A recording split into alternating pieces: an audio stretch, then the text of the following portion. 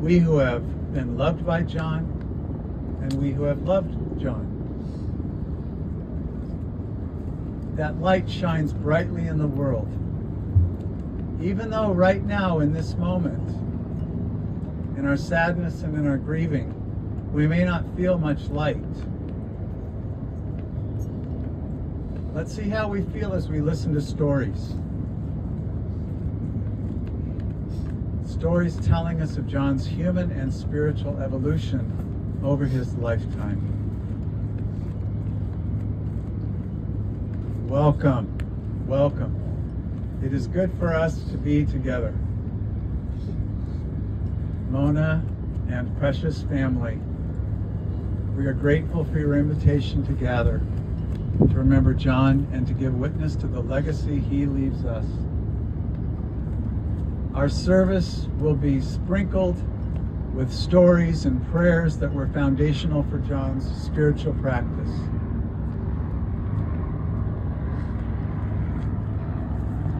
John prayed a version of Psalm 23 from the Old Testament.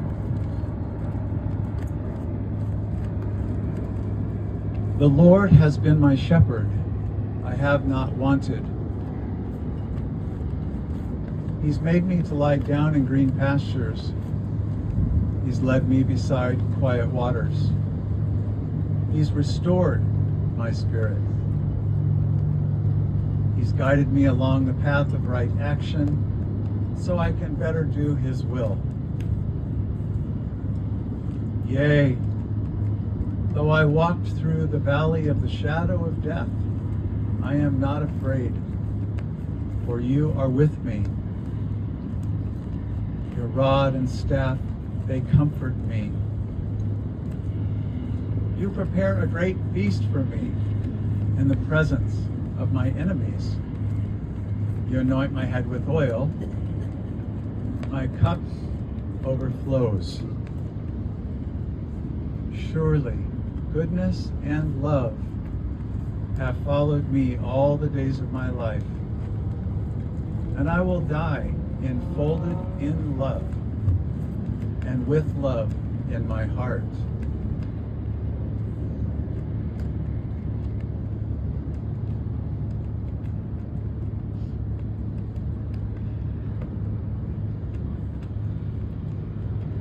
John wrote the following: I can't learn anything until I take the time to learn it, which means I have to be humble enough to let somebody teach me. And the harder something is to learn, the more satisfaction I get out of learning it, and the more confident I am when faced with other unfamiliar things. And we know that John faced such uncertainty these past many years. So let's hear from John's beloved brother-in-law, Ray, speaking of what Ray calls John's formative years. Come on up.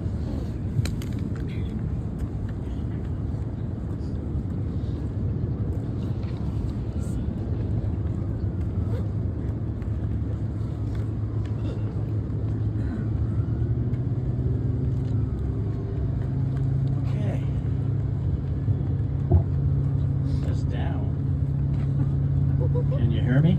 Yes. Okay, great. So I'm not very good at this. Good morning, everyone. Thank you for attending John Boucher's memorial service. I'm Mona's brother-in-law, Ray Jett. Most of us here today had known John for about 30 years or so.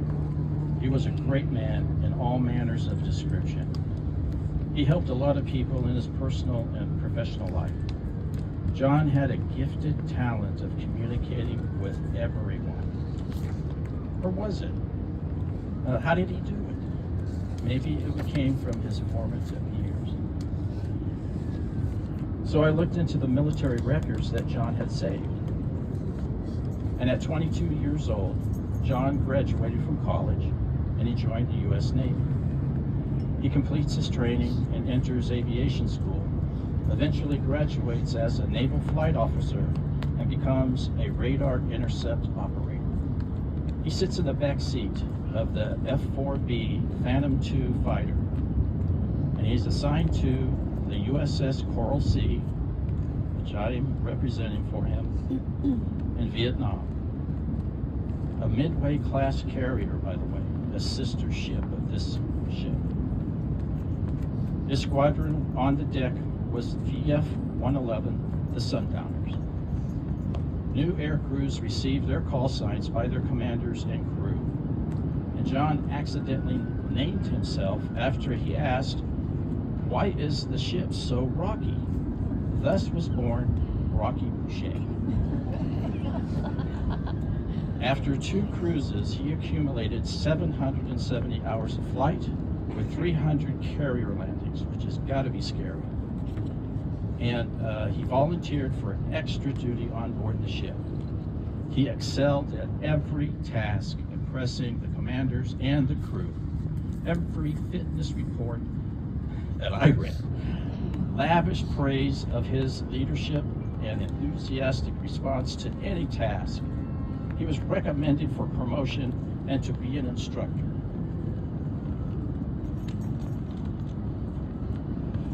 He was just a lieutenant, junior grade at 25 years old. So you don't get promoted that fast. And he loved it. An example of how dangerous his job was. While flying on a training mission, the left engine exploded and was on fire. They lost utility hydraulics, which was for their landing gears. And the right engine was hit by debris from the explosion. They were in serious trouble. The left engine was shut down and the fire was put out, which reduced their power by half, and the aircraft was violently shaking. With quick thinking and response, the pilot and John, along with their wingman, decided to nurse the crippled right engine with a fire warning light still on back to the base and landed safely. Instead of ejecting, they saved their aircraft. 5 previous Navy and Air Force Phantoms have crashed as a result of this multiple failure. Due to their analysis and solution to the emergency, checklists in the Navy and Air Force for all F-4s were changed. The air crew received an air medal for their heroic actions. This period of John's youth obviously followed him for his life. John did not live the life of a prince, and like everyone else, he had his highs and his lows in his life.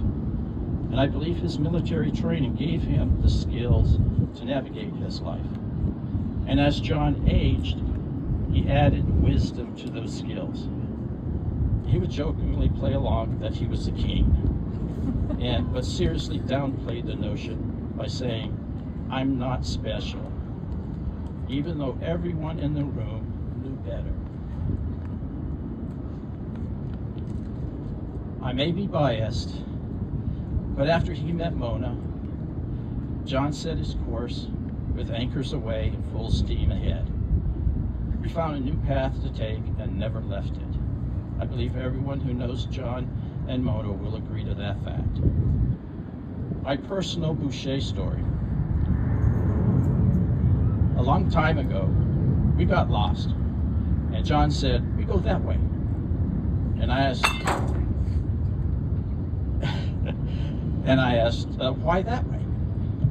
And John said with his smile, "Ray, the U.S. Navy spent over $1 million training me to know where I'm going." Now, what can I say to that? And he got us back on the right track. I will never forget that. Godspeed, Rocky. Thanks, Ray.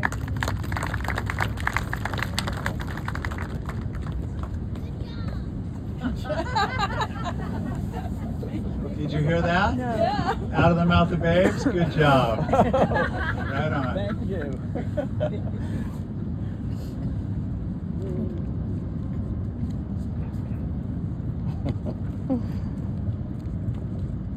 Chris is John's very much loved and admired nephew. Chris, will you please share with us? There you are.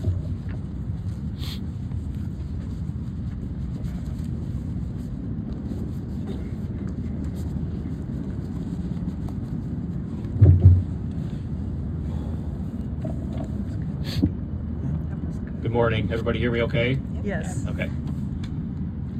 As Ray had said, thank you all for being here. And John was my uncle, my dad's brother. And it's my privilege and honor today to just share a handful of memories and some just special moments and thoughts about my relationship with John over the years. Interestingly enough, each of these gained in significance over time as I think about it. And it really taught me a lot about who he was as a person and what he was all about. So the first thing I want to talk about a little bit is my senior year of high school. Okay, I'm about 18 years old and it's spring break, and my really good friend and I were going to take a trip out to California. We lived in Chicago, going out to the northern portion of California, the Bay Area, to stay with my friend's aunt for about a week for spring break again. And we were about 3 days into the visit, and it was in the afternoon. We had just come back from seeing the Bay Area, and my friend said to me, "We're going to need to go back home." And I said, "Yeah, I know, this has been so much fun, and only 3 days, and we're going to have to go back." He said, "No, you don't understand. We have to leave. We got to go. We can't stay here anymore." And I said, "Well, why? What's going on?" And he said, "My aunt says we're cramping her style. We can't stay here." And so I had not heard that term before, but I kind of got the message of what it meant. And so we had two choices. We could either go back to Chicago and cut our trip short, or figure something else out. So I said to my friend, I said, "You know, I think I have an uncle that lives in San Diego." And he said, "Okay, you think you have an uncle that lives in San Diego?" And I said, "Yeah." And he says, "Okay, well, you don't really ever talk much about your uncle." And I said, "Well, that's because he lives in San Diego. But I think that he's down there." So I got his phone number from my father, left a message that day on his answering machine, because that's what we did back then, 1988. And I wasn't sure if John would call back at all.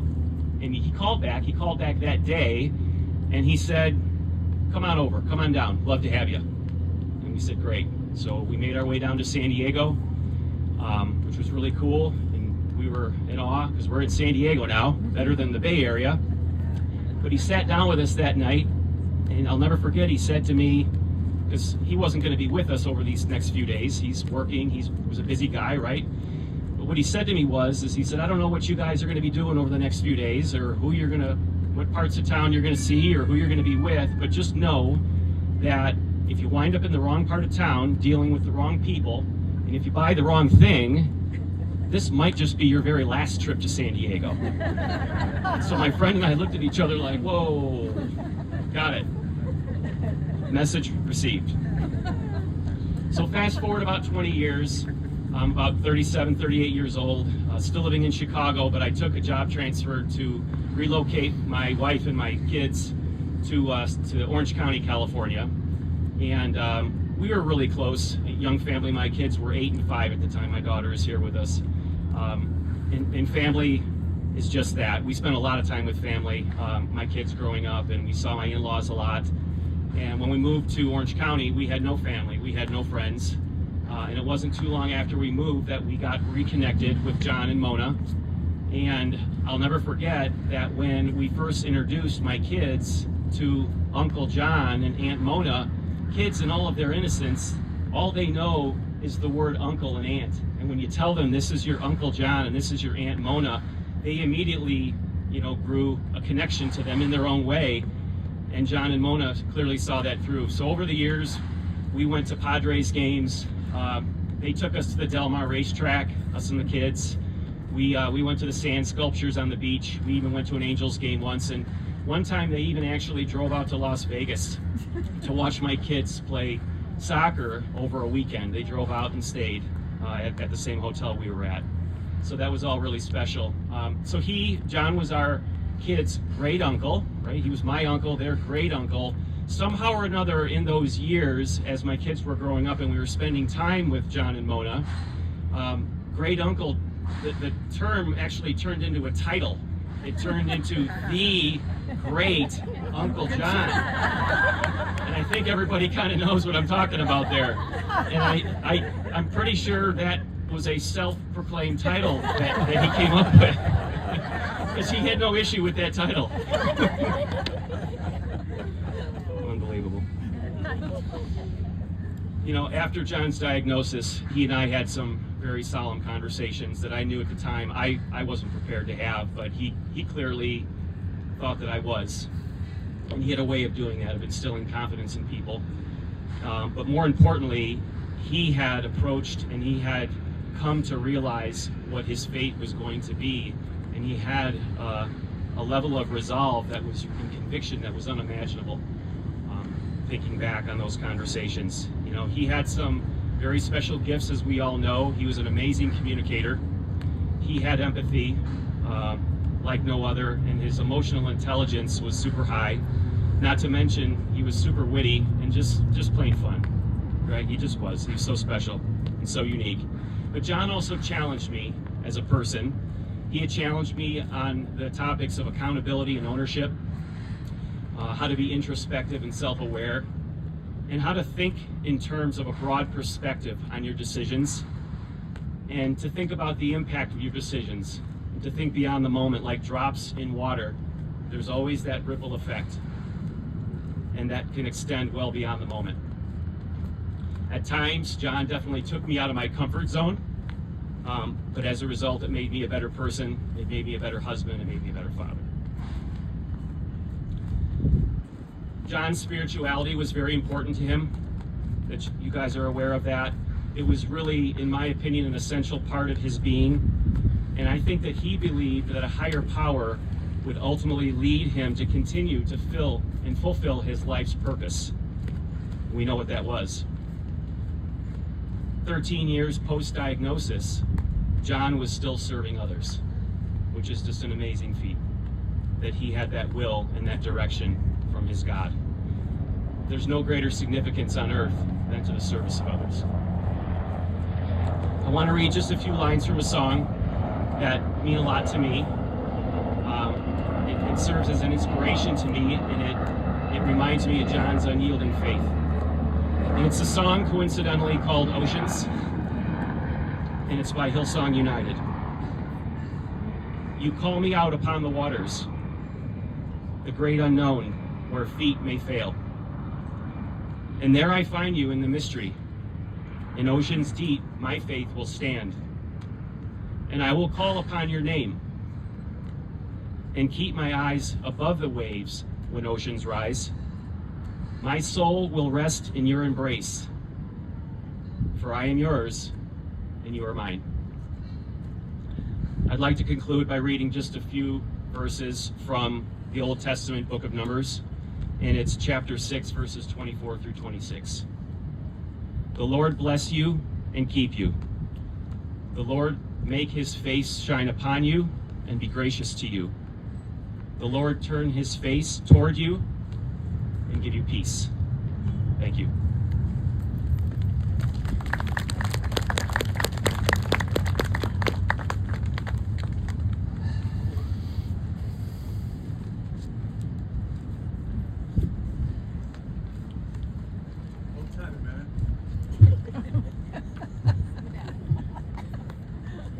You can come up here. You can come stand here. Come stand here. Come on.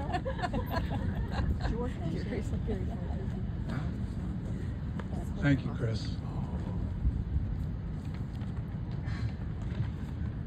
So we are going to hear from Bob in just a moment. There are two storytellers, Bob and Ron, who will share their experience of John B.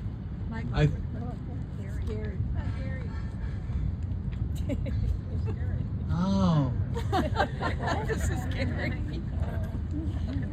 So I said we were planning this. This is those moments when something happens that you don't know is going to happen. Gary, come on up.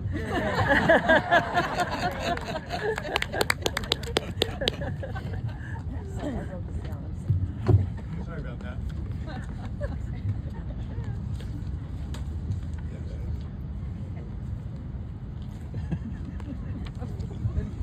Mona, thank you for asking me to speak about John and his time with Scripps. And Chris and Ray, thank you for kind of setting and helping us understand how John became John and the John that we knew, what preceded. So it was incredibly insightful. Appreciate it. Mona, you're the reason why John came to Scripps originally. After serving in the Navy, John tried several jobs, including selling RVs for La Mesa RV, which is where he met Mona in 1987. A nurse yourself, you helped him find his calling, and in 1992, John graduated from the Grossmont College Nursing Program, where he was a valedictorian of his class, and he soon began a 20-year career at Scripps. John excelled, first as a nurse, and then as a manager at Green. In 2003, Cindy Steckel recruited him to be the patient care manager on 6 West and 6 East at Scripps Memorial Hospital, La Jolla. As the chief executive at Scripps Memorial, this is when I first met John. Simply put, John just made you feel good about yourself. And I believe Maya Angelou's famous quote best captures his essence. At the end of the day, people will forget what you said, people will forget what you did, but people will never forget how you made them feel. I loved engaging John. I loved the way he greeted me and welcomed me to his world with his warm smile, his firm handshake, and never-ending optimism. Whenever he saw me, he would say, "Hey Gary, I want to show you something." And then he would share his staff's latest accomplishment or introduce me to his latest recruit. John was a mentor to dozens of people. Most remain in nursing and leadership positions within Scripps and other prestigious hospitals across the country as they continue his legacy. In preparation for today, I connected with several of them who all expressed their love and appreciation. John's buddies, as he called them, related, "He changed my life. I will carry his optimism with me as a nurse always." John always saw the good in people. He was so human and approachable. A mentor, a friend, coach, cheerleader, teacher, and father figure. He changed my life. John was a good listener, someone who made you feel valued and good about yourself, someone who understood, cared, and heard you. A common theme from his cadre of nurses was that he believed in them, never gave up on them, and had a way of shedding a ray of light on them. Our lives were richer for having known him. John used his sales skills to convince anyone willing to listen that they could improve patient care and improve themselves professionally. As Megan shared, go back to school? Why not? Lead a unit-based improvement project? Absolutely. Take a 6 West van ride to the Price is Right for team building? Sure. No wonder 6 West and 6 East led Memorial's Great Place to Work scores for several years running. But John became the master at recruiting nurses. When he started at La Jolla, his units were 50% traveler nurses. So he hired several new grads and had the travelers train them. Over time, they all became friends, and many of the travelers didn't want to leave. They became Scripps nurses and John's team. John's secret weapon was always his staff.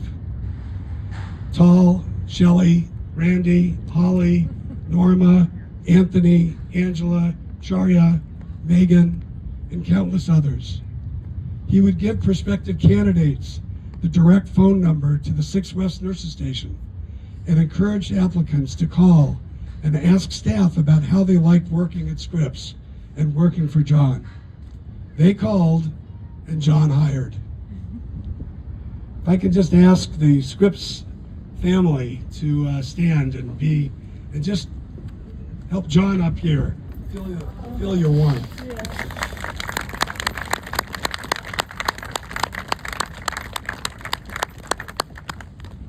It didn't take long for the system, HR executives, to recognize that John was exceptional at identifying talent and outstanding at developing people. And John was soon promoted to lead what proved to be a very successful system-wide talent acquisition effort. And everyone at Scripps loved John's sense of humor. As Mona recently shared with me, he did not take himself so serious. He was very spiritual and had a great attitude, even during his long illness. When he was first diagnosed with ALS, after the shock settled in, instead of saying, "Why me?" he said, "Why not me? I'm not any more special than anyone else." Unfortunately, ALS forced John's retirement, but his love of his Scripps team and Scripps' love of John never waned. Our Scripps family will always remember the Shelley, Sandy, and Megan-led surprise retirement reception for John. Picture right here. And when Scripps started a hospice program, John was its first patient, and several of his nurse buddies visited and supported him during these latter, more difficult years. When the hospice program was introduced at a quarterly system-wide management meeting, John was there and felt the warmth of over 400 colleagues wishing him well. In 2014, John challenged Scripps CEO Chris Van Gorder to the ALS Ice Bucket Challenge, which they did side by side in La Jolla Shores. I remember that big wheelchair with the balloon tires, and John just regaling in that whole scene. Interviewed for the Ice Bucket Challenge, John related, "I've come to know that I'm not my body. I never would have seen that were it not for ALS. As you can see, my body is becoming totally useless.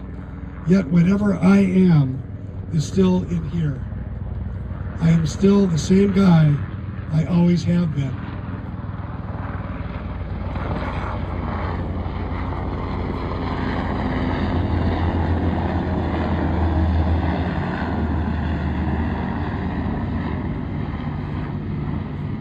We all know that that guy, and he was a hero. The guy that he was a hero. First as an F-4 fighter pilot during the Vietnam War, then as a beloved Scripps employee, and finally in his battle with ALS.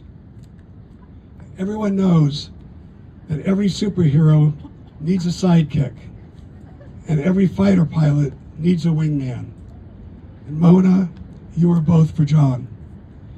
The definition of a wingman or wing person is someone who assists or protects another person in an undertaking, never leaving their side.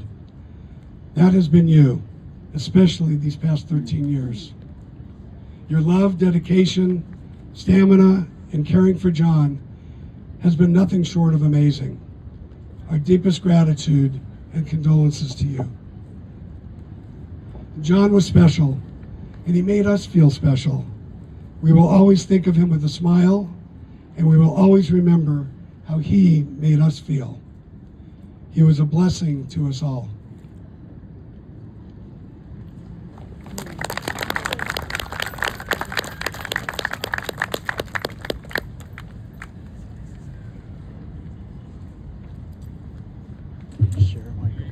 Thank you, Gary. Thank you for reminding me. You know, I'm very moved by what I've heard so far, because I was thinking this morning, what does memorial mean? And it does mean remembering, but I'm also getting to know John better, right? And that's what we carry out or away with us. Knowing him better, spirit inspired to not be him, but to be ourselves. And we're going to really fill out the story now by two folks that are going to share. But I wanted to start with the prayer of it's a prayer attributed to St. Francis of Assisi, one that John shared with me and all over and over and over and over again. And I just think it's foundational for the stories we're going to hear. Lord, make me an instrument of thy peace, that where there is hatred, I may bring love, that where there is injury, pardon, that where there is doubt, faith, that where there is despair, let me bring hope, that where there is darkness, light, and where there is sadness, let me bring joy. O Divine Master, grant that I should seek not so much to be consoled as to console, to be understood as to understand, and to be loved as to love. For it is in giving that we receive, it is in self-forgetting that we find, and it is in dying that we awaken to eternal life.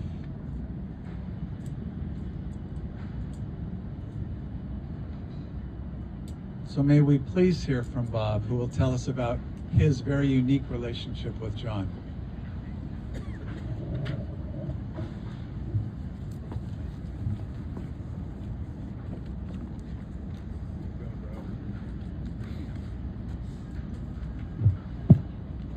Good morning. My name is Bob Elliott, and John was both my friend and my mentor for over 24 years. I don't think I have the vocabulary to express how incredibly thankful I am to have met John when I personally was so lost and clueless. You see, I'm a person in long-term recovery, and John was the man who helped me identify and understand what it took to come out of that darkness at age 54. He also taught me it was okay to cry, so I might do that too today, I don't know. What I originally saw in John was a very successful person, like you've heard. Someone with good friends, a loving wife, a job that they loved, and seemingly just tremendously comfortable in their own skin. And I was immediately attracted to his warm welcome, his great sense of humor, and his humbleness. He spent an inordinate amount of time with me during those early days, getting me comfortable with the changes in the life that I was going through at age 54. He did it in such a kind and helpful way that I needed without making me feel anything less than or ashamed of. He really practiced the principles that you've all heard that were so tangible and fundamental to his core. You know, as a naval aviator, John would tell us stories of his days in flight school, you know, with the what he called the Dilbert Dunker, his several hundred landings on a carrier, and his desire to serve his country with complete dedication. He really found his calling, though, when he did go back to school, became a nurse, late in life by some people's measurement, but you know, just the right time, I think, in his higher powers timetable. Many here today will tell you that John was instrumental in their careers. First as a colleague, then a boss, and always an advocate for their success with the best possible outcome for their patients. His continued success and promotions were only possible because of his constant thought of helping others, helping them achieve the highest and best performances that they could as a dedicated team of medical professionals. He constantly talked about the great talent he was able to surround himself with because people wanted to be on his team and where they were treated with respect, dignity, and fairness. You know,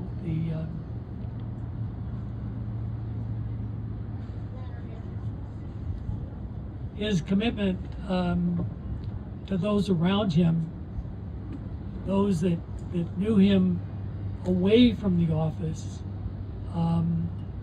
You know, in the last decade while fighting ALS, he continued to bring his wit and wisdom to a rotating group of 30 of us on Sunday morning. And this was all done while we all watched while his physical abilities slowly succumbed to his ALS disease. But he was active and participated in what you heard was the ALS Ice Bucket Challenge. But more than that, it was his being thrown off. You know, imagine, you're physically unable to do anything, and you literally volunteer to be thrown off a cliff so that you can, you know, do a glider port, and hang glide with your buddies. And he did the same thing with a bike ride in a sidecar on a motorcycle, and traveled the county, you know, with a group of people. You know, I mean, he was just wonderful and full of life, even though his body was not his friend anymore. You know, it speaks to the man who loved his life, his friends, and his God as he understood him.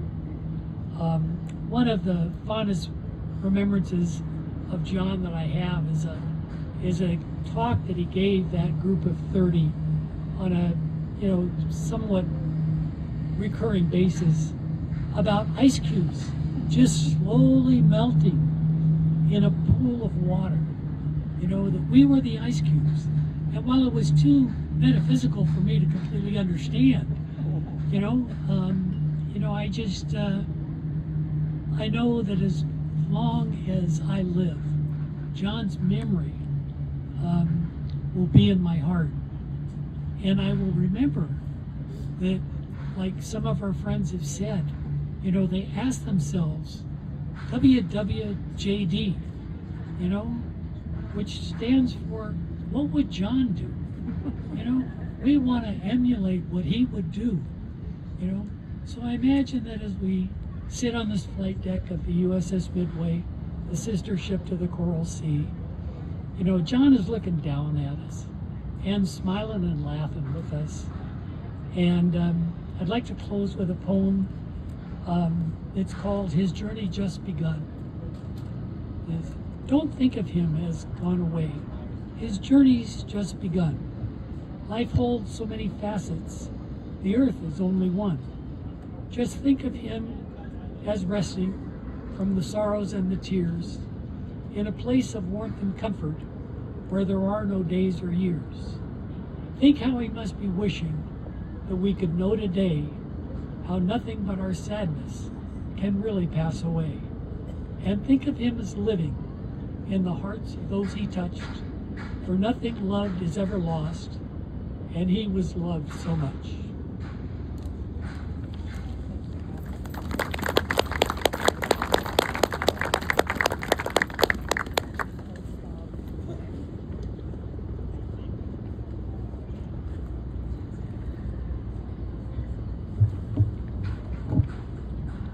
Thank you, Bob.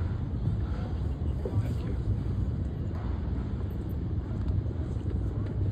Ron will be our last story giver for today.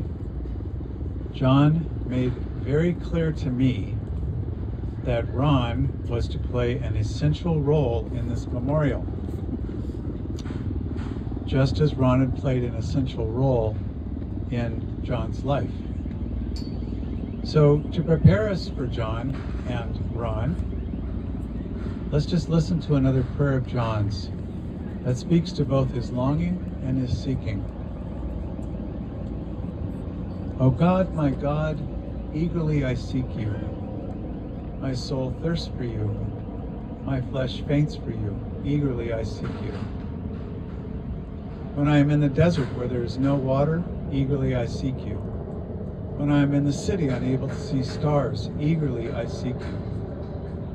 When I lie sleepless in my bed, eagerly I seek you. When I'm gathered with other seekers, eagerly I seek you. When I am alone and afraid, eagerly I seek you. When I walk closely with death, eagerly I seek you. When I cannot find my way, eagerly I seek you. Eagerly I seek you. Eagerly I seek you. When I become a refugee and far from home, eagerly I seek you. When gentleness befalls me, eagerly I seek you. Eagerly I seek you. Ron, thank you for everything we know and everything we don't know. Please.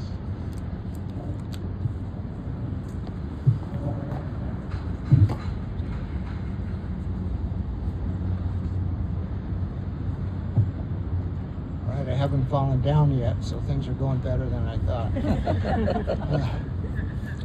First, I want to say John had a lot of Rons in his life. We got Ron S. over here, international surfer, bachelor guy.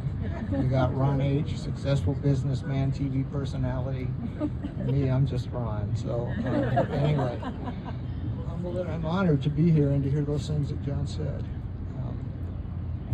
First thing, most important thing almost, is to say thank you, thank you, thank you, thank you, thank you, Mona. Saint Mona. For the love, the care, the patience that you gave to John, because we couldn't do it, but we were behind you 100%.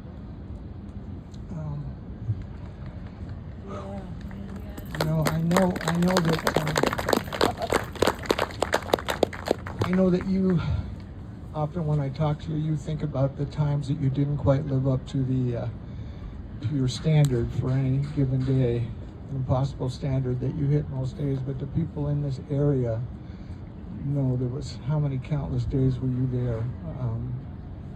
I think you were in exactly the right place, the place you were supposed to be, and John would not have wanted to walk through this with anyone else but yourself. Anyone else but you. I don't know if I'm shaking or if there's an earthquake going on. Secondly, I don't know how many of John's caretakers over the years are here. I see Wendy. I just wanted to thank them for the job they did. They busted their ass to help John. And as Mona explained, not too many people want to take care of ASL patients because they're virtually helpless in the later stages. So thank you. I don't know how many there are, but and third, I want to thank everybody here for being in John's life and supporting him in whichever way you could. It took a village. We had a governor, we had a leader, but it took a village. I was kind of surprised that he wanted his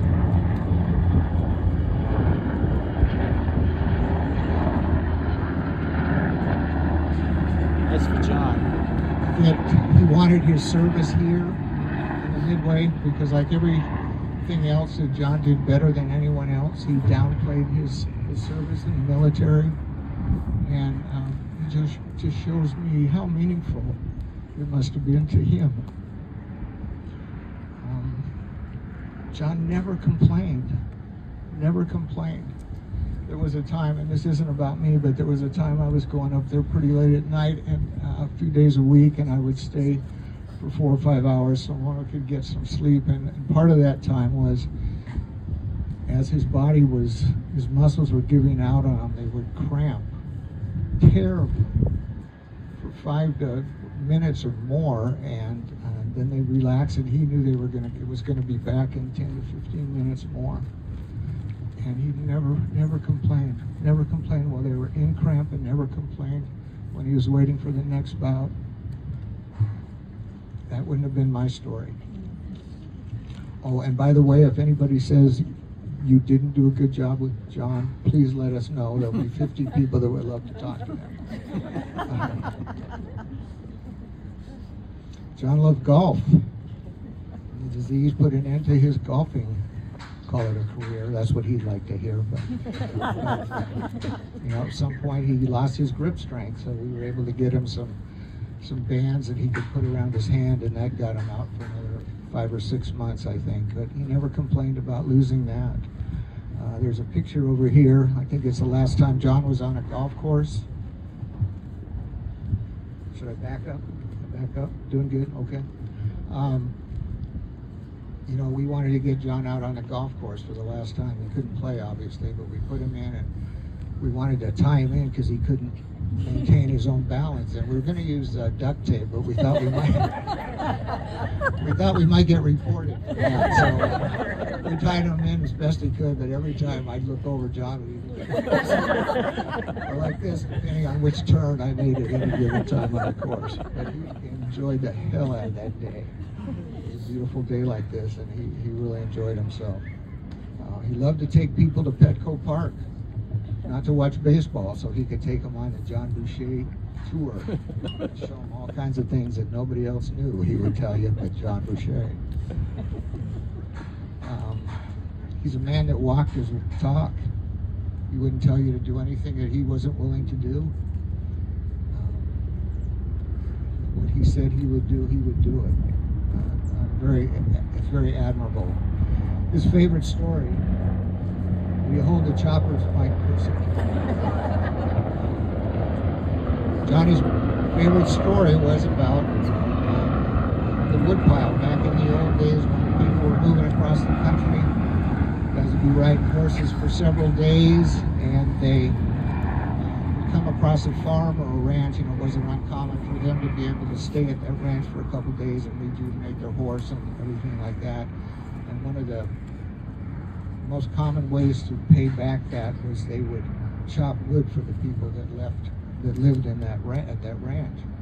And what John would say is the goal is to always leave the woodshed just a little bit higher, you know, the level of wood just a little bit higher.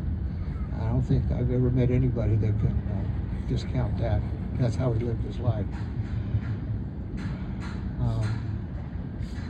I know I'll never be a man like Johnny Boy, but I'm not going to stop trying. He's taught me a lot. The people that he sponsors, he loved you guys to death and cared about you. I believe that having known John makes me at least that much of a better man, a better human, better husband, better father, better grandfather. And you know, if you're with somebody here that knew John, maybe they'll make them the same little bit and make your life a little bit better.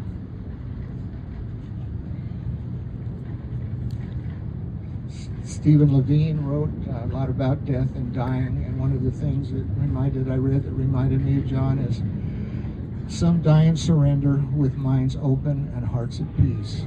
And I think that's the way John went. That's the way John went. One thing I'll tell you, if I'm not going too long, I'm almost done. I was watching him one night, and near the end, and there was a way that he could communicate with a board, and he started doing this, and I didn't know what the heck that meant. So I grabbed the board and I ran over and I started going through the A, B, C, D, all the way down the alphabet. And so eventually I'm spelling this out, and then finally we got to the point that I read, I guessed, and it said, "This means I have something to say." Well, that time I was in full sweat, and I don't know. But anyway, here's what I choose to believe. I choose to believe that nobody ever really leaves us, as long as they live in the hearts of the people that loved them. And I think John is going to be around for a long, long time. Thank you. Amen.